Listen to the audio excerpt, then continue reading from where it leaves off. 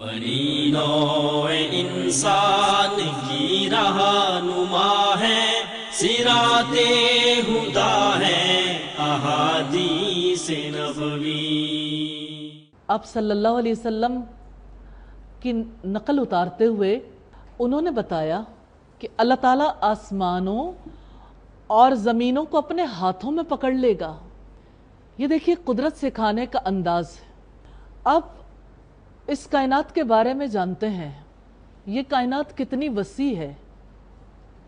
اس پوری کائنات کے بارے میں ایک لمحے کے لیے تصور کر کے دیکھیے کہ پوری کائنات رب تعالیٰ کے دونوں ہاتھوں میں ہے، اور کہے گا، رسول اللہ صلی اللہ علیہ وسلم نے کس طرح بیان کیا، پھر انگلیوں کو کھولے گا اور بند کر لے گا۔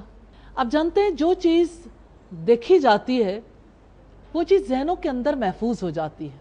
کھولنا اور بند کرنا قدرت کی علامت ہے۔ اختیار کتنا بڑا ہے۔ ہم محاورتاً بھی کہتے ہیں کہ فلاں چیز میری مٹھی میں ہے، یعنی میرے اختیار میں ہے۔ تو یہ اللہ تعالیٰ کی وسیع قدرت ہے۔ پھر اللہ تعالیٰ کا یہ فرمان، ان اللہ، میں اللہ ہوں، یعنی اگر جاننا چاہتے ہو کہ اللہ کون ہے، دیکھو انگلیاں بند کرتے ہوئے اور کھولتے ہوئے رسول اللہ صلی اللہ علیہ وسلم نے یہ توجہ دلائی۔ پھر آپ صلی اللہ علیہ وسلم نے اللہ تعالیٰ کے فرمان کو بیان کیا، انا الملک، میں بادشاہ ہوں۔ یہ ہے بادشاہت۔ دنیا کے بادشاہوں کے پاس کیا اختیار ہوتا ہے؟ دنیا میں جو بھی صاحب اقتدار ہوتا ہے، ہمارے یہاں صاحب اقتدار ہونے والے ووٹ کے پیچھے کس طرح سے محنت کرتے ہیں، جن کی زندگی کی شاید ووٹ لینے کے بعد ان کے نزدیک کوئی قدر و قیمت ہی نہیں ہوتی۔ اقتدار اور اختیار کی بات ہے۔ رب تعالیٰ کسی کا محتاج نہیں ہے، وہ بے نیاز ہے، دیتا ہے لیتا نہیں ہے، ہر ایک چیز کا مالک ہے، فیصلے کرتا ہے، کوئی اس کے فیصلوں کے راستے میں حائل نہیں ہے۔ ایسا اختیار کسی بادشاہ کے بارے میں سوچا بھی نہیں جا سکتا۔ بادشاہ کائنات کا ایسا تعارف، انا الملک، میں بادشاہ ہوں، جس کی بادشاہت لا زوال ہے۔ تبارک الذی بیدہ الملک، سورہ الملک میں رب العزت نے فرمایا، بڑا برکت والا ہے وہ جس کے ہاتھ میں بادشاہت ہے۔ وَهُوَ عَلَىٰ كُلِّ شَيْءٍ قَدِيرٌ، اور وہ ہر چیز پر قدرت رکھنے والا ہے۔ یہ ہے اس کی قدرت، یہ ہے اس کا اختیار۔ جس کو چاہے عزت دے دے، جس کو چاہے ذلت سے ہمکنار کر دے، وہ جس سے چاہے اس کی بادشاہت چھین لے، اور جس کو چاہے بادشاہت عطا کر دے۔ جیسے قرآن حکیم میں آتا ہے، اللہم مالک الملک، اللہ ملک کے مالک۔ یہ ہے ملکیت، یہ اختیار، یہ ہے بادشاہت۔ تؤتی الملک من تشاء، تو جسے چاہتا ہے ملک عطا کرتا ہے۔ وتنزع الملک ممن تشاء، اور تو جس سے چاہتا ہے ملک کو چھین لیتا۔ وتعز من تشاء، اور تو جسے چاہتا ہے عزت دیتا۔ وتذل من تشاء، اور تو جسے چاہتا ہے ذلت سے ہمکنار کرتا ہے۔ یہ ہے بادشاہت۔ انا الملک، میں ہوں بادشاہ۔ لیکن کیسی عجیب بات ہے کہ بادشاہ کی قدر ہی نہیں پہچانی گئی۔ جیسے اس نے اپنے پاک کلام میں ارشاد فرمایا، وما قدر اللہ حق قدرہ، انہوں نے اللہ کی قدر ہی نہ جانی جیسا کہ اس کی قدر کرنے کا حق ہے۔ جتنی قدر پہچاننے کے ساتھ ہوتی ہے، انہوں نے قدر پہچانی ہی نہیں۔ تو یہ اللہ تعالیٰ کی عظیم قدرت اور بادشاہت کی بات ہے۔ نبی صلی اللہ علیہ وسلم نے جب اس کو بیان کیا، دائیں بائیں جھومنے لگ گئے۔ راوی حدیث کہتے ہیں، حتیٰ کہ میں نے دیکھا کہ ممبر بھی ہچکولے کھانے لگا، اور مجھے یہ وہم ہو گیا کہ کہیں رسول اللہ کو گرا ہی نہ دے۔ یہ آپ صلی اللہ علیہ وسلم کی معرفت تھی، آپ کی اللہ تعالیٰ کی پہچان تھی۔ کیسے آپ نے اللہ تعالیٰ کی پہچان کروائی، یہ آپ صلی اللہ علیہ وسلم کا احسان ہے انسانیت پر۔ انہوں نے بادشاہ حقیقی کا کیسا تعارف کروایا۔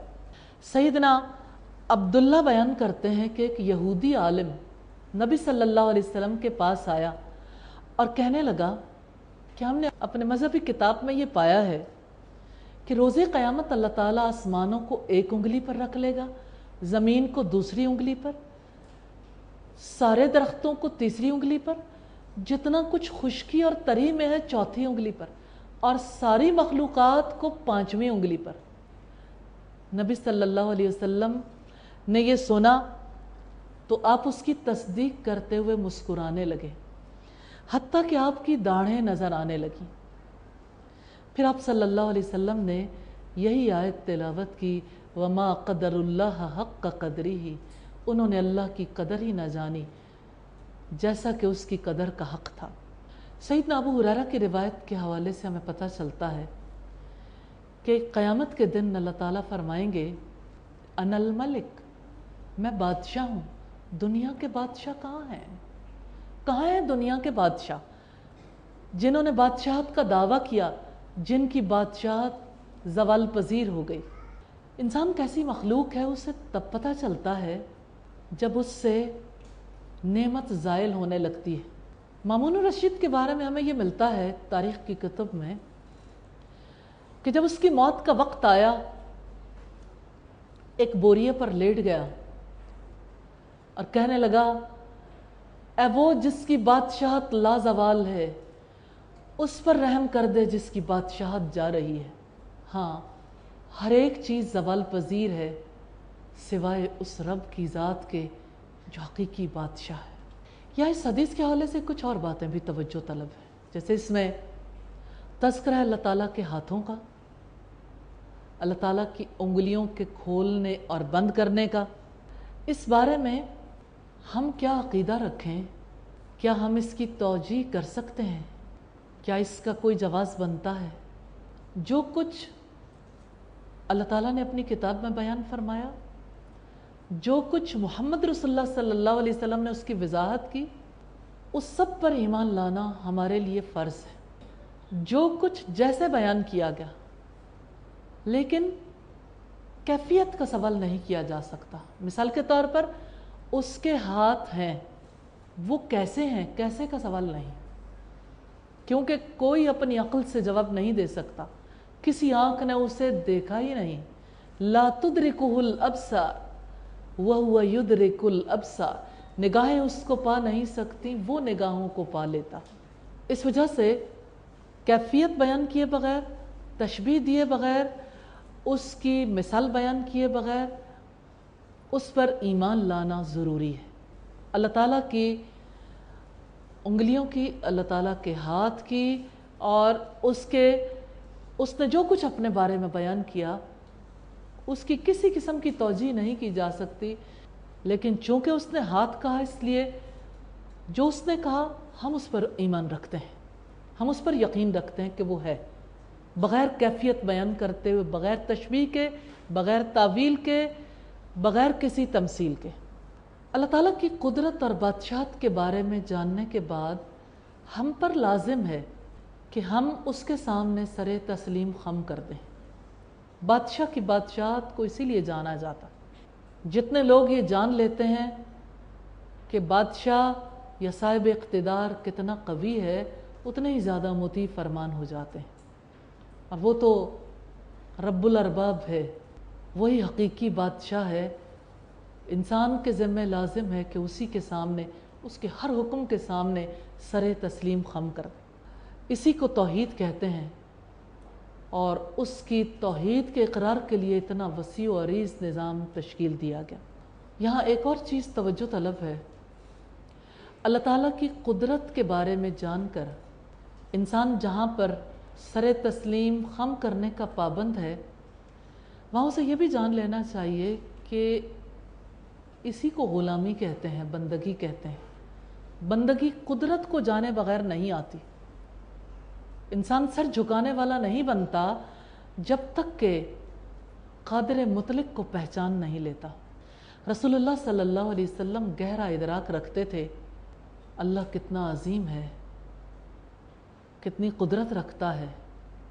آپ علم رکھتے تھے، احسان آپ کا یہ ہے کہ آپ نے اس کا علم سکھایا، اور صدیوں کا سفر طے کر کے یہ علم ہمارے پاس آیا ہے کہ اللہ تعالیٰ قیامت کے دن آسمانوں اور زمین کو اپنے ہاتھوں میں لے لے گا، پھر اپنی انگلیوں کو کھولے گا، پھر بند کر لے گا اور کہے گا انا اللہ انا الملک، میں اللہ ہوں، میں بادشاہ ہوں۔ ہاں وہ اللہ بادشاہ ہے، وہ تو ہے ہی، جو تسلیم کر لے پہچان جائے اس کی خوش نصیبی ہے، اس کے لیے آسانی ہے، اس کے دل میں گنجائش بنتی ہے۔ اس رب کی محبت کی اللہ تعالی ہم سب کو اپنی معرفت اور اپنی محبت نصیب فرمائے، اور محمد صلی اللہ علیہ وسلم پر درود و سلام جنہوں نے ہمیں اپنے رب کی معرفت سکھائی۔ سبحانک اللہم و بحمدک نشہد ان لا الہ الا انت نستغفرک و نتوب الیک۔ السلام علیکم ورحمۃ اللہ وبرکاتہ۔